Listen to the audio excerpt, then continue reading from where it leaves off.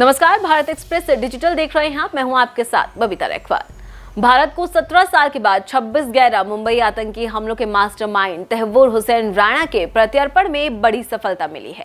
America के supreme court ने राणा की याचिका को खारिज कर दिया है, जिससे उसका भारत प्रत्यर्पण का रास्ता साफ हो गया है।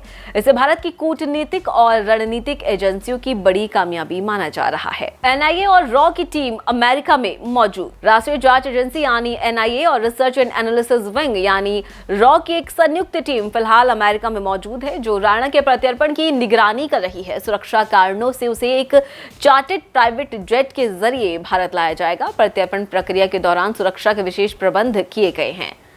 तिहाड़ या मुंबई की हाई सिक्योरिटी जेल में रखा जाएगा। सूत्रों के अनुसार तहव्वुर राणा को भारत लाने के बाद कड़ी सुरक्षा के बीच तिहाड़ जेल में रखा जा सकता है। हालांकि मुंबई की आर्थर रोड जेल में भी सुरक्षा के व्यापक इंतजाम किए गए हैं। इस बात की भी संभावना है कि ट्रायल की प्रकृति और सुरक्षा के मद्देनजर उसे कुछ समय के बाद मुंबई स्थानांतरित कर दिया जाए। 26/11 का गुनहगार, जिसे बचाने के लिए लगी रही पाकिस्तान की लॉबी। तहव्वुर राणा पाकिस्तान सेना और आईएसआई का करीबी रहा है।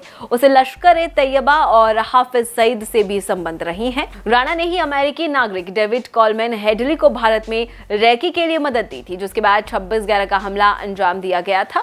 पाकिस्तान की लॉबी ने उसे अमेरिका से बचाने की कोशिश की, लेकिन भारत की सतत कानूनी और राजनयिक कोशिशों ने बाजी पलट दी।